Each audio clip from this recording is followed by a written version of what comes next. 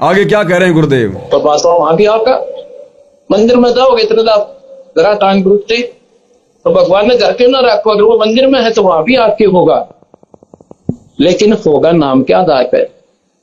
नाम होगा तो होगा ना, कति नहीं होगा, चाहे घर में सोच लाई चाहे बाहर लाई, लेकिन होगा नाम के आधार से।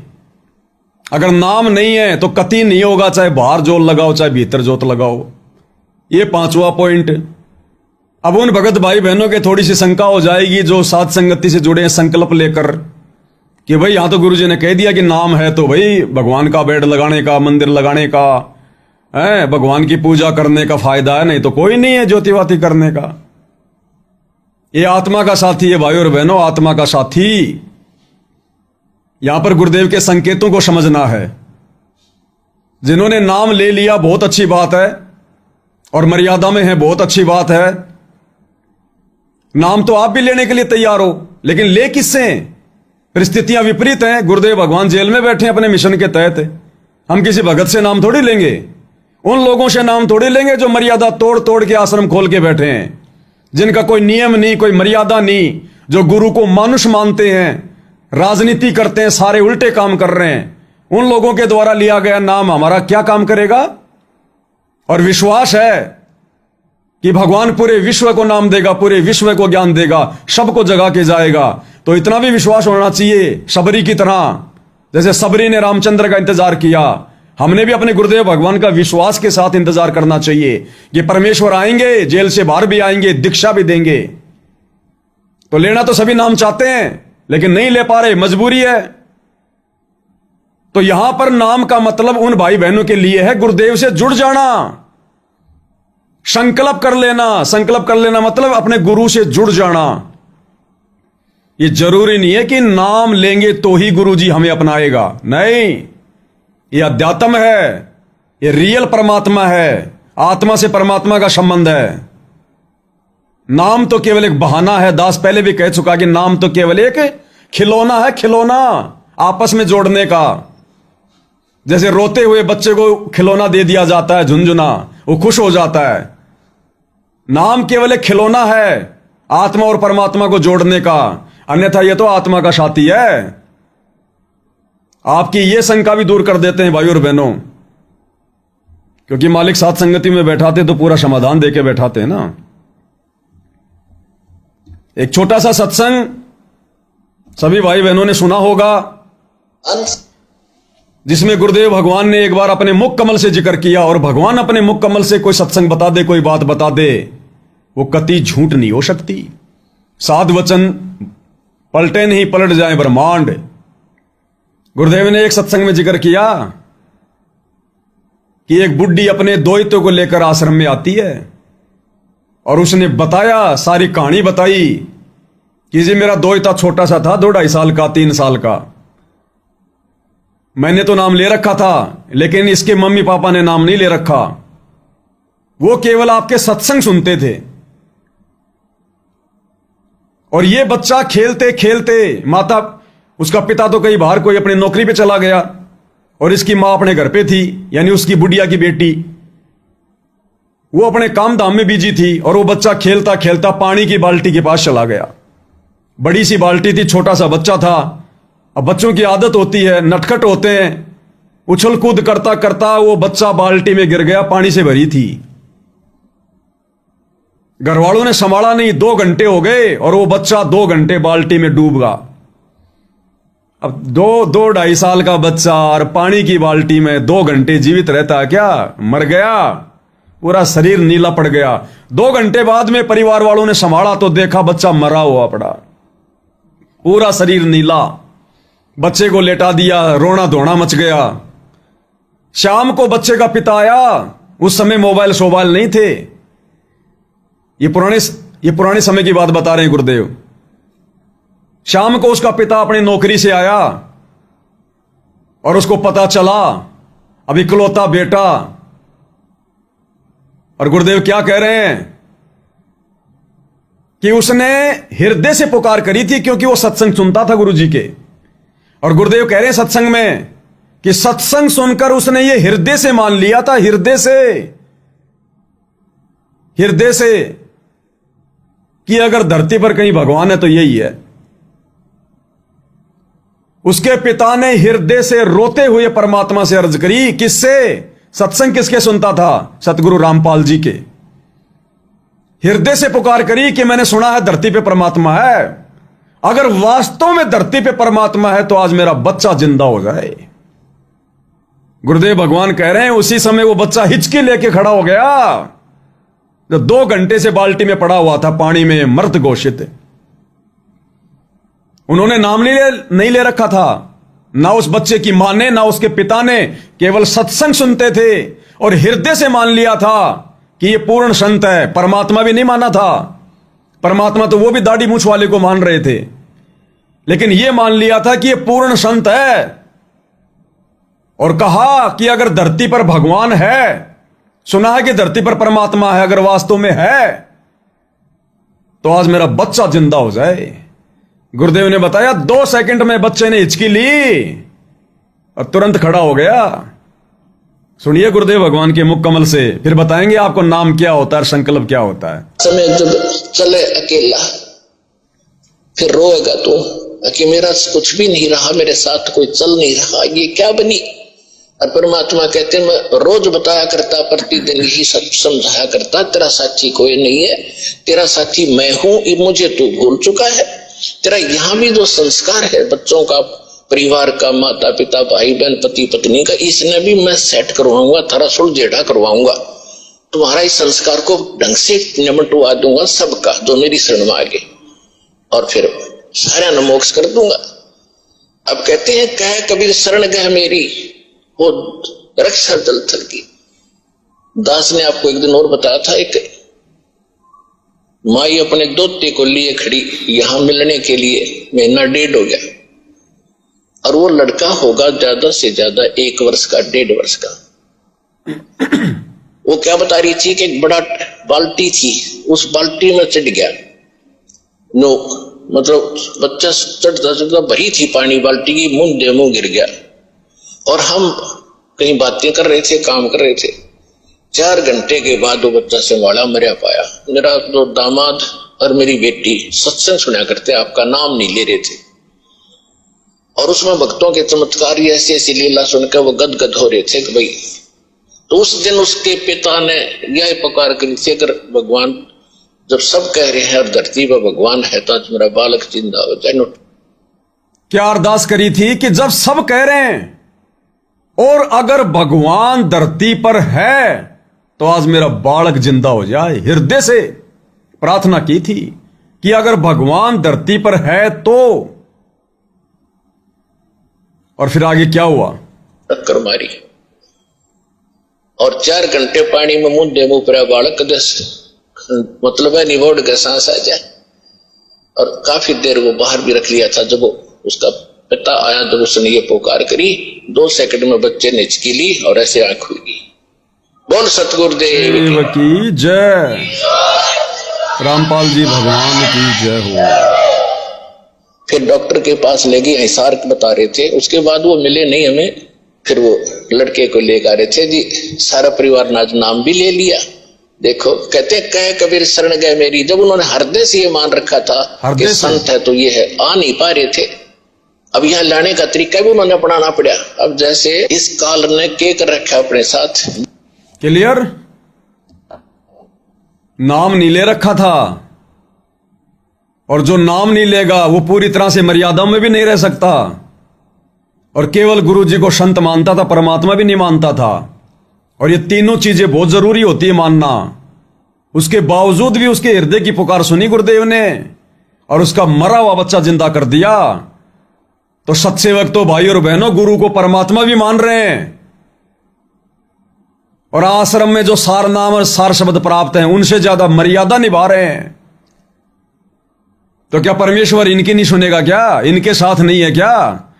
इन आश्रमों से मर्यादा विहीन लोगों से नाम दीक्षा लेंगे तभी सुनेगा क्या भगवान? ये आत्मा का साथी है, आत्मा का साथी। बीच में किसी एजेंट की जरूरत नहीं, कोई दलाल की जरूरत नहीं। जब हमारा भगवान आएगा तब नाम लेंगे, वरना संकल्प लेकर हृदय से परमेश्वर मानकर मर्यादा में रह की भक्ति कर रहे हैं। जब परमेश्वर ने ऐसे ऐसे मर्यादाहीन लोगों के बच्चों को जिंदा किया है, तो अपने संकल्प दीक्षा वाले मर्यादित बच्चों को नहीं संभालेगा क्या? विशेष तौर पर संभालेगा, विशेष तौर पर। तो भगवान से नाम लेने का मतलब है परमात्मा से, आत्मा से जुड़ना, सच्ची श्रद्धा से जुड़ना, सच्ची नीयत से जुड़ना। ऐसे सैकड़ों उदाहरण है, सैकड़ों। तो परमेश्वर धरती पर है, ये गलती ना करें भाई और बहनों। अब गलतियों की गुंजाइश नहीं है बिल्कुल भी। तो भाई और बहनों, सारी बात उम्मीद करूंगा भाई बहनों के समझ में आ गई होगी। हम केवल अपनी भक्ति से पार नहीं हो सकते। अपनी भक्ति तो केवल इसलिए कर रहे हैं, परमात्मा करवा रहे हैं कि सतलोक में हमने सेकंड डिवीजन में रहना है या फर्स्ट डिवीजन में रहना है। बाकी तो गुरुदेव की मेहर प्राप्त करनी पड़ेगी, लहर की मेहर, विशेष आशीर्वाद। और वो विशेष आशीर्वाद राजनीतियां करने से, परशुराम की जयंती में जाने से, कबीर जयंती मनाने से, जाटों की धर्मशाला बनवाने से, अन्नपूर्णा योजना चलाने से, जबरदस्ती लोगों के घर में राशन देने से, मकान बनाने से, गुंडों की सीबीआई जांच करवाने से, अयोध्या में जाके भंडारा लगाने से, भक्तों की मां बहन की गालियां देने से, भक्तों की पिटाई करने से, भक्तों पे मुकदमे लगवाने से, इन सब चीजों से परमात्मा नहीं मिलता। काल प्राप्ति होती है, काल प्राप्ति। तो अंत में गुरुदेव भगवान की महिमा करेंगे, क्योंकि समझदार आत्माओं को ज्यादा नहीं समझाया जाता है, उनको संकेत ही काफी होते हैं। बाकी भैंस के आगे बीन बजाने से फिर कोई फायदा भी नहीं है, क्योंकि उसने समझना तो है नहीं। तो लास्ट में जो गुरुदेव भगवान ने पुस्तक छपवाई है, सतगुरु महिमा शब्द संग्रह, जिसमें गुरुदेव के कुछ शब्द हैं जिनको गुरुदेव ने अपने सत्संगों में अपने मुख कमल से हमें सुनाया है। उसमें से आज, क्योंकि समय ज्यादा नहीं, इसलिए छोटा सा ही शब्द लेंगे परमात्मा का।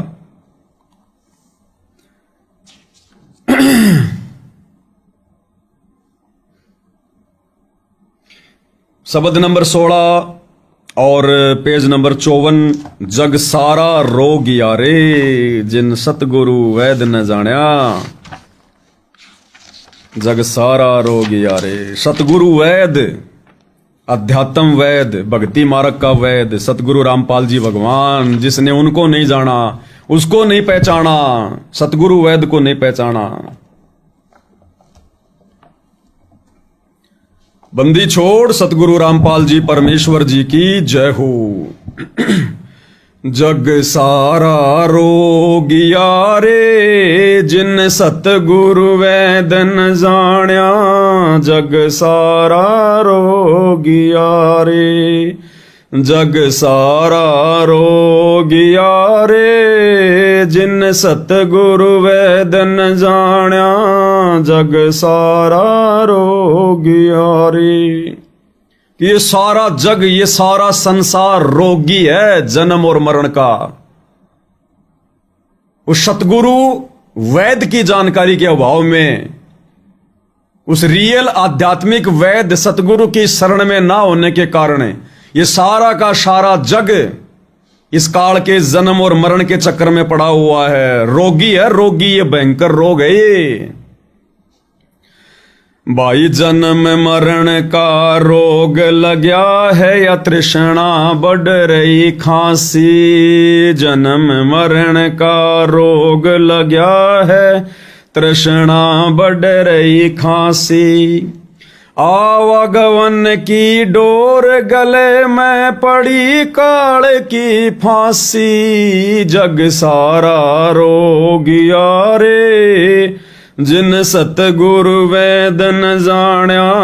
जग सारा रोगिया रे, जग सारा रोगिया रे, जिन सतगुरु वैद न जान्या। जग सारा रोगिया रे। भाई जन्म मरण का रोग लग गया है। 84 लाख योनियों में जन्मना मरना, और कैसे दुर्गति होती है आप और हमारी, कितनी बार हुई है, गिनती नहीं है। मनुष्य शरीर में भी कैसे कैसी दुर्गति होती है। कोई एरोप्लेन में जल जाता है, कोई बसों में जल जाता है, अंग भंग हो जाता है, कोई लड़ाई झगड़े में मर जाता है, कोई रोग से मर जाता है, कोई वैसे गरीबी में बेचारा दुखी होके मरता है। तो परमेश्वर कहते हैं जन्म और मरण का जो रोग है ना, ये पूरे संसार को लगा हुआ है, और सतगुरु वैद्य के बिना इसका उपचार सृष्टि में और कहीं नहीं है। भाई जन्म मरण का रोग लग गया है, या तृष्णा बढ़ रही खासी, और बिना इस ज्ञान के भौतिक चीजों की इच्छा, ये तृष्णा, इच्छाएं आगे से आगे बढ़ती रहेंगी हमारी, ये कम नहीं हो सकती। इन इच्छाओं को भी सतगुरु समाप्त करेगा। भाई सतगुरु मिले तो इच्छा मेटे, पद मिल पद समाना, चल हंसा उस लोक पठाऊं जो आदि अमर अस्ताना। इस काललोक की फालतू की इच्छाओं का, जो इच्छाएं हमारे को यहीं पर कर्म बंधनों में बांधती हैं, इन इच्छाओं को समाप्त भी सतगुरु ही करेगा अपने ज्ञान से, अपने तत्व ज्ञान से। या तृष्णा बढ़ रही खांसी, और आवागमन की डोर गले में। आवागमन जन्म लेके आना, मृत्यु होके जाना, पशु योनि में या मनुष्य योनि में, ये आवागमन की डोर गले में, या पड़ी काल की फांसी।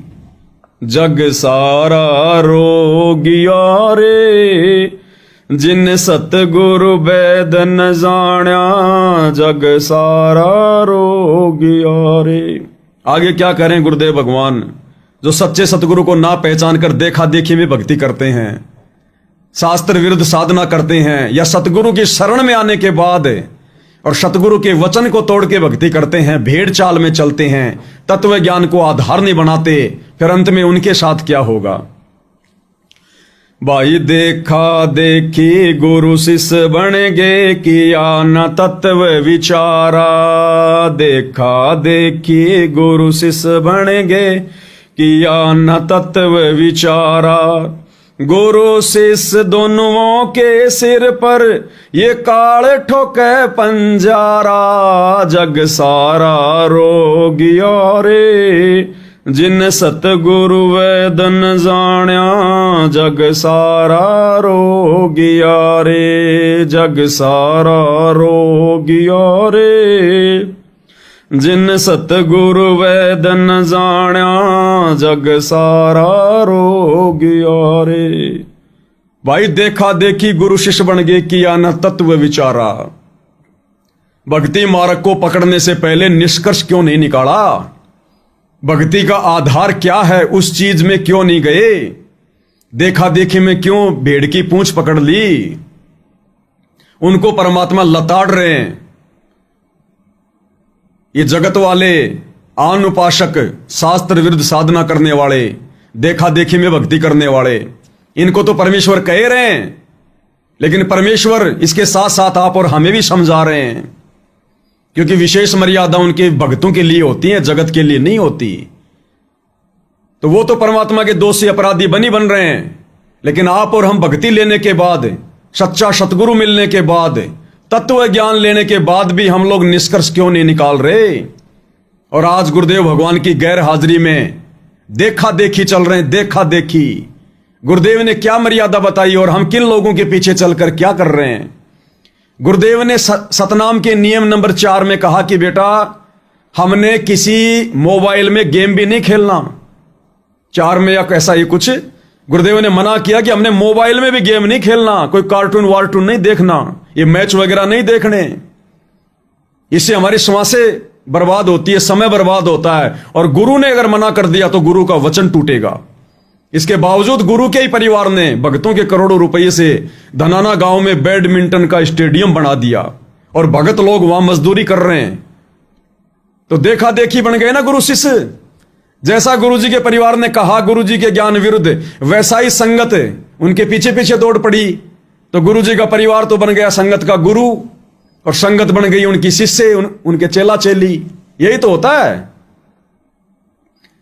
अगर आप गुरुजी के चेला चेली होते आश्रम में जाने वाले वास्तव में, तो आप गुरुजी के परिवार के पीछे गुरुजी की मर्यादाओं को तोड़ने वाले कार्य ना करते। तो आपने किसकी बात को ज्यादा महत्व दिया, अपने गुरु की बात को, गुरु के वचन को, गुरु मर्यादाओं को, या गुरुजी के परिवार की मनगढ़ंत बातों को। गुरु ने तो खेल भी खेलना मना किया, किसी का सहयोग भी नहीं करना, मोबाइल में भी नहीं खेलना।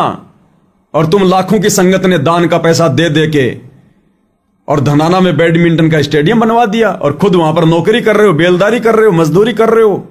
ये होती है देखा देखी। तुम लोगों ने वो तत्व विचार नहीं किया न तत्व विचारा, गुरुदेव के तत्व ज्ञान पर विचार नहीं किया। भाई देखा देखी गुरु शिष्य बन गए, किया न तत्व विचारा। गुरु जी के परिवार ने कहा कि चलो जी परशुराम की जयंती में, राजनेताओं की रैली में, और तुम दौड़ लिए। तुमने गुरु के तत्व पर कहां विचार किया? तुम तो गुरु जी के परिवार के पीछे अंधे होके चल रहे हो। तो ये वाणी यहां फिट होती है संगत पे। भाई देखा देखी गुरु शिष्य बन गए, किया न तत्व विचारा। और फिर क्या होगा अंत में? गुरु शिष्य दोनों के सिर पर काल ठोके पंजारा। पंजारा यानी 5 मुंह का भाले जैसा नुकीला एक होता है हथियार। कहते हो काल के दूत फिर वो ठोकेंगे देखा देखी में चलने वालों के। जग सारा रोगिया रे, जिन सतगुरु वैदन जाना।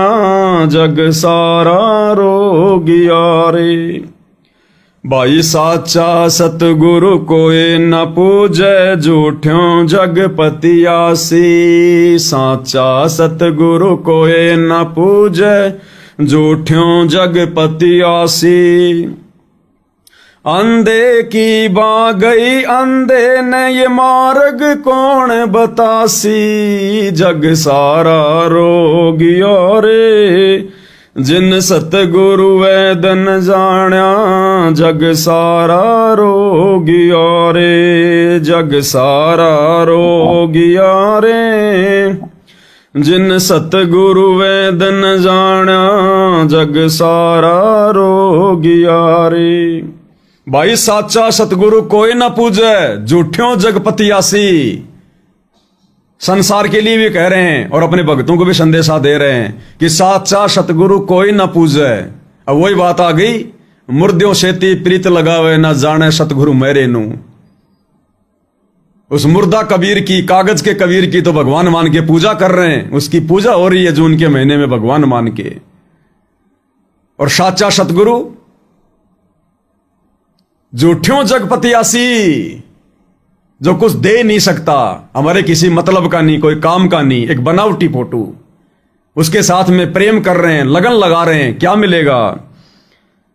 फिर परमात्मा कहते हैं ऐसे कर्म करने वाले, अंधे की बां गई अंधे ने ये मार्ग कौन बतासी। ये गुरु जी के परिवार वाले अंधे, तत्व ज्ञानहीन, गुरु मर्यादाहीन, गुरु विमुख। जो गुरु की मर्यादा तोड़ के भक्ति करे उसको गुरु विमुख कहते हैं, वो चाहे कितना अपने आप को भगत कहे। तो कहते फिर क्या होगा? अंधे की बात गई अंधे ने मार्ग कौन बतासी। कहां जाओगे, कहां ठिकाना होगा? जग सारा रोगिया रे, जिन सतगुरु वैदन जाना। जग सारा रोगिया रे। और जब परमेश्वर अपनी विशेष आत्माओं को, प्यारी आत्माओं को, मर्यादित आत्माओं को समय आने पर जब वो सार शब्द देते हैं परमेश्वर, यानी भगत के अंतःकरण में भक्ति को प्रवेश करता है परमात्मा, खुद बैठ जाता भगत के घट में, वही सार शब्द है। यानी गुरु भगत की भक्ति क्रियाओं से प्रसन्न होकर, अति प्रसन्न होकर जब उसे अपना मान लेता है, अपने भगत को अपने हृदय में बैठा लेता है। एक तो होता है भगत के हृदय में भगवान का बैठना, और एक होता है भगवान ने किसी भगत को अपने हृदय में जगह देना।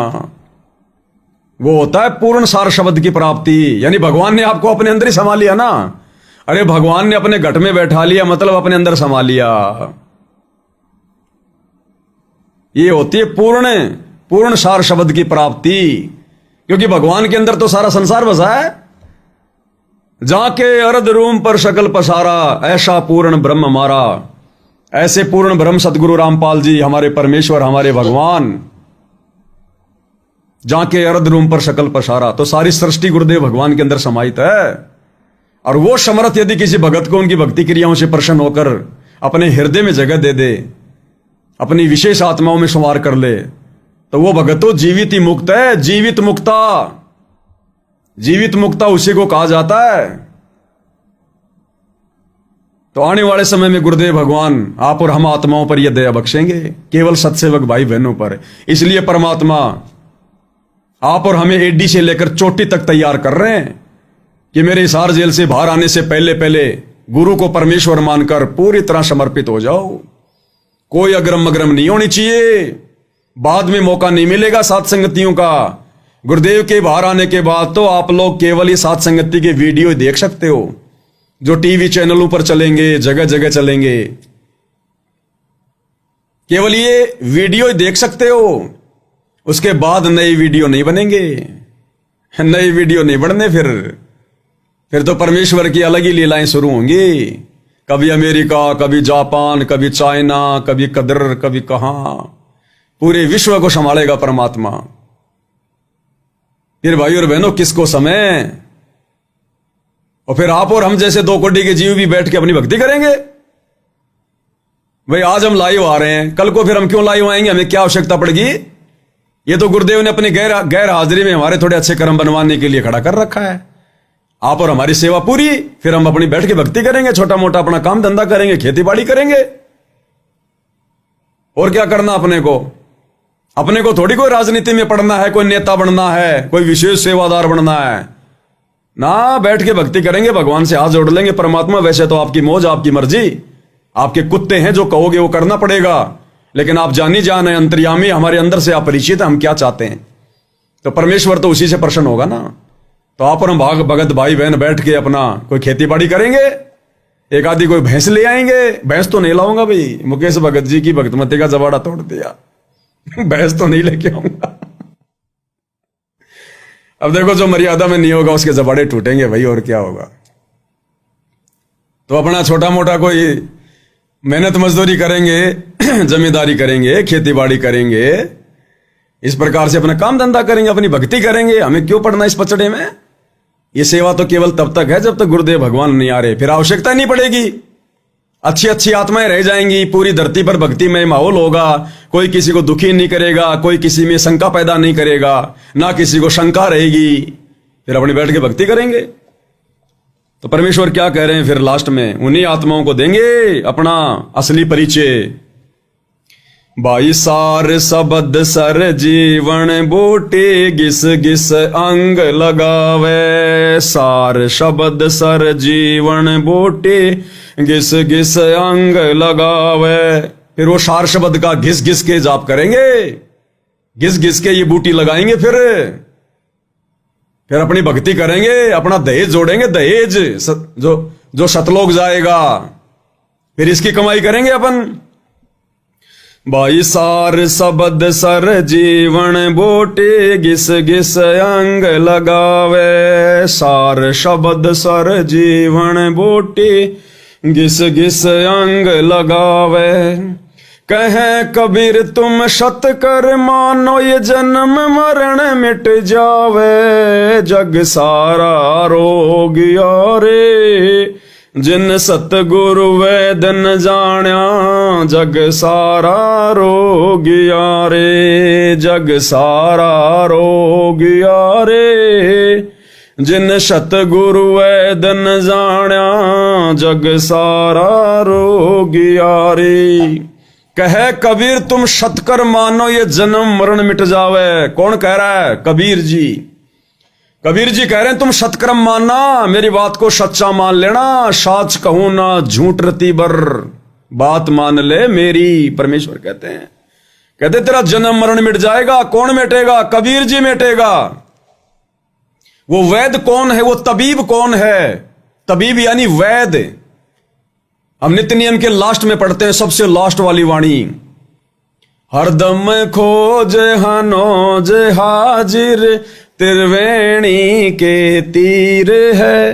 दास गरीब तबीब, सतगुरु बंदी छोड़ कबीर है। दास गरीब, गरीब दास जी कह रहे हैं। तबीब सतगुरु, तबीब यानी वैद, आध्यात्मिक वैद, आत्मा का वैद, जन्म मरण का रोग काटने वाला वैद। कौन है? दास गरीब तबीब सतगुरु, और बंदी छोड़ कबीर है। वो कबीर है। अब ये जन्म मरण का रोग कौन काटेगा? वर्तमान में कबीर कौन है, कहां है? देखिए इस वीडियो में और दृढ़ हो जाओ। वो कबीर सतगुरु रामपाल जी भगवान है, जो हमारे जन्म मरण का रोग काटेगा। क्योंकि हर वाणी क्या कह रही है? वो कबीर ही जन्म मरण का रोग काटेगा। सुनिएगा। तो जब तक वो संत नहीं मिलेगा, एती उम्र बुलंद मरेगा अंतरे, क्योंकि सतगुरु लगे न कान न बैठे वो संतरे।